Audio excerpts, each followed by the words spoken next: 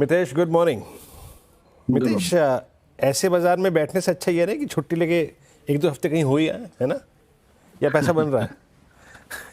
नहीं देखिए, वोलेटिलिटी काफ़ी ज़्यादा है वीरेन। और ऐसे बाजार में ना, जो हमने टेक्निकली जो 2-3 दिन से मैं रिकमेंड भी कर रहा हूँ आपके सिस्टर चैनल पे, वो ये है कि बजाय फ्यूचर्स ट्रेड करने के, आप इंडेक्स में अगर ट्रेड कर रहे हैं तो आप स्प्रेड्स में ट्रेड कीजिए। पिछले दिनों जब 3 दिन 4 दिन पहले जब गिरावट चालू हुई, तो वहाँ से हमने बेयर स्प्रेड्स करना रिकमेंड किया था। और आई थिंक उसमें आपको फायदा मिल जाता है, क्योंकि आप आज की अगर आप इंट्राडे वोलेटिलिटी देखें, तो आप फ्यूचर्स अगर ट्रेड करेंगे तो आपके दोनों साइड स्टॉप लॉस हिट होने के पूरे पूरे चांसेस है। तो आई थिंक प्रैक्टिकली थोड़ा-सा इसको चेंज किया है। स्प्रेड ट्रेडिंग करें। और निफ्टी के लेवल्स की अगर मैं बात करूँ, तो आज आई थिंक हमने निफ्टी पे जो है अपना 200 एवरेज को छुआ है। जस्ट उसको मेंटेन करने की ट्राई करें। 23,835 का जो लेवल है, अगर उसके नीचे बंद आता है तो और गिरावट देखने को मिलेगी। अगर उसके नीचे बंद नहीं आता है, तो मुझे लगता है कि बाउंस बैक के बाद गिरावट देखने मिलेगी। तो स्ट्रक्चर मेरे लिए वीक ही है।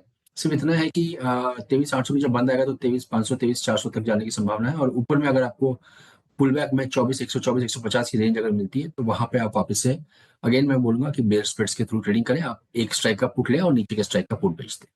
बिल्कुल, जो मितेश ने बात कही है ना वीरू, मैं उसको एक एक्सप्लेन करके बताता हूँ आपको। अब कहने को, अब जो आज मैंने सुबह निफ्टी की स्ट्रैटेजी ली थी, उसमें सपोर्ट हमारा था, पहला सपोर्ट था 23,800 से 23,850। आप आज का लो देखिए 23,807। और पहला रेजिस्टेंस था 24,000 से 24,100। और आप आज का हाई देखिए 24,065। अब ये लिखने में बहुत आसान है, अगर पेपर ट्रेड करनी हो तो इससे अच्छी मार्केट नहीं है पेपर ट्रेड करने में। मैं ये देख के मैं 10 लोगों को ये मैसेज भेज सकता हूँ कि देखिए आज ये जो लेवल्स भेजे थे, एग्जैक्टली मार्केट ने उन्हीं लेवल्स को रिस्पेक्ट करा है। ट्रेड करके दिखाइए ना इन लेवल्स को, वो थोड़ा सा दिक्कत वाली बात है। और ये देखिए किस तरीके की जलेबी मार्केट जैसे हम कहते हैं, इस तरीके के टेक्सचर हैं। तो ये जैसा मैं बार बार कहता हूँ ना, हमारे लिए इजी होता है एज ए कमेंटेटर ये लेवल्स डिस्कस करना। I am sure Mitesh as a trader ज़्यादा इनको बखूबी समझते हैं। अच्छा, वैसे वीरू, आपने जो बात कही ना मितेश के बारे में कि इस मार्केट में ट्रेडिंग करने के बजाय कहीं घूम ही आइए, आपको मैं बताऊँ मितेश, इस दुनिया के सबसे बेहतरीन फोटोग्राफर्स में से एक हैं।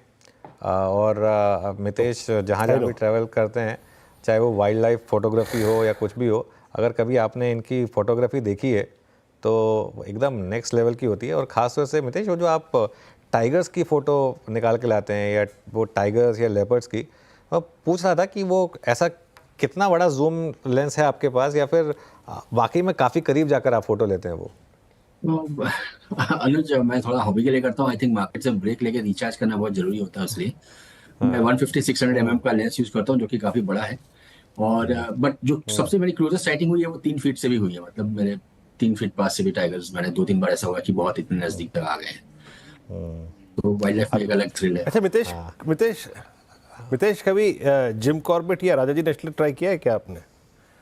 जिम कॉर्बेट मैंने किया हुआ है, राजा जी नहीं किया है। हाँ। बट मेरा जो मेन एरिया है वीरेन, वो नागपुर साइड तालाबा पेंच रहता है। बिकॉज बॉम्बे नागपुर कनेक्टिविटी बहुत अच्छी है, तो सुबह जाओ फ्लाइट में और दोपहर से सफारी चालू कर दो। हाँ, नहीं, अगली बार ना मैं एक्चुअली कुछ फ़ोटोज़ लेकर आऊँगा, तो उससे लोगों को ज़्यादा क्लियर हाँ। होगा। मीनवाइल खैर मार्केट में एक और स्विंग आ रहा है, और निफ्टी एक बार के लिए फिर वापस ग्रीन में आया, और फिर काफ़ी वॉलेटिलिटी। लेकिन मिड कैप आज थोड़ी सी दिक्कत मिड कैप में आ रही है।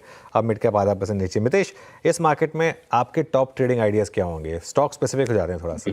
तो अनुज, आई थिंक इंडेक्स में तो स्प्रेड ट्रेडिंग करें, परंतु स्टॉक्स में अगर आप देखें तो अभी भी मुझे फार्मा अच्छा लगता है। और कुछ बाकी जगह पे मैं अभी भी शॉर्टिंग अपॉर्चुनिटीज ढूंढ रहा हूँ। तो वोल्टास मेरे लिए एक सेल कॉल होगा। यहाँ पर स्टॉप लॉस लगाए 1750 के आसपास का। 1680 तक के टारगेट्स मुझे लगता है कि नीचे में देखने को मिल सकते हैं। और औरबिंदो फार्मा आज प्लस में है। और कल का जो हाई है इसका वो था 1274 का। अभी कैश में 1267-68 चल रहा है। तो मेरे ख्याल से 1275-80 के लेवल को क्रॉस करता है तो यहाँ पर एक लॉन्ग पोजीशन ले। आज के लो के नीचे स्टॉप लॉस लगाए, यानी 1250 का। और मुझे लगता है कि 1330-40 तक ये जा सकता है। इनफैक्ट परसों हमने डॉक्टर रेड्डी भी रिकमेंड किया था। तो फार्मा और आज आईटी में थोड़ी प्रॉफिट बुकिंग है, पर अभी तक फार्मा आईटी एक लॉन्ग साइड ट्रेड्स थे और बाकी साइड मार्केट में शॉर्ट था। आज आईटी एग्जिट हो गया, परंतु फार्मा में अभी भी स्ट्रेंथ है। अच्छा Mitesh, closer to new year and with lots of weekends, ये यूनाइटेड स्पिरिट्स और यूनाइटेड ब्रेवरीज, यहाँ पे चार्ट सेटअप क्या करें? दोनों ने ही बहुत स्ट्रॉन्ग मूव दिए हैं। अभी टेक क्या है आपका यूनाइटेड स्पिरिट्स और ब्रेवरीज दोनों पे? ऑल दो इंट्राडे में थोड़े बहुत डाउन होंगे, दैट्स समथिंग डिफरेंट, लेकिन पोजिशनली। हाँ, आई थिंक वो एक इंट्राडे में 10-15 रुपए, यानी कि 1-1.5% की ऊपर तेजी मंदी तो होती रहती है। परंतु दोनों ही के चार्ट मुझे लगता है कि पॉजिटिव स्ट्रक्चर पे है। और यूनाइटेड स्पिरिट्स की बात करूं तो 1560-1550 के रेंज को क्लियर करना एक काफी पॉजिटिव साइन था स्टॉक के लिए। तो अगर अभी किसी को ट्रेड करना है तो 1545 के जस्ट नीचे का स्टॉप लॉस, 3-4 रुपए नीचे का स्टॉप लॉस लेकर ट्रेड करिए। और पूरे चांसेस है कि जो रिसेंट स्विंग हाई था इसका 1620-30 के आसपास का, वो 1640 के आसपास का, सॉरी, उन लेवल्स को टेस्ट करेगा। सिमिलरली यूनाइटेड ब्रूवरीज यानी यूबीएल, ये भी एक अपट्रेंड में चलता हुआ स्टॉक है। इसको मैं थोड़ी सी गिरावट पे लूंगा बिकॉज आप देखें तो 1800 से 2000 नॉन स्टॉप रैली दी है स्टॉक ने पिछले करीबन 2.5-3 हफ्तों में। तो अगर पुल बैक पे एंट्री मिल जाती है 2000 के स्तर के आसपास, 2000 से 1985 के बीच में, वहां पर एंट्री लें और 1945-50 के आसपास का स्टॉप लॉस रखें। और ऊपर में जो टारगेट्स मुझे लगते हैं 2100 के लेवल को ये आराम से क्लियर कर सकता है। अच्छा, अब आते हैं थोड़े पोजिशनल ट्रेड के बारे में। Let's forget index Mitesh, but जो एक स्पेस, एक क्लियर कंफर्ट दे रहा है पिछले, अगर आप 3 सेशंस को देखें, both in terms of charts, derivative positioning, futures का ओआई शेड होना, short covering and put writers conviction, that's I think pharma में पोजिशनली 1-2 दिन के लिए, 3-4 दिन के लिए बेटर प्लेस्ड क्या लगता है आपको इस वक्त? वैसे तो मुझे सारा ही सेक्टर पसंद है, क्योंकि ट्रेडिंग के व्यू से अगर आप देखें तो सभी में ऐसा लगता है कि कुछ अपमूव की तैयारी है।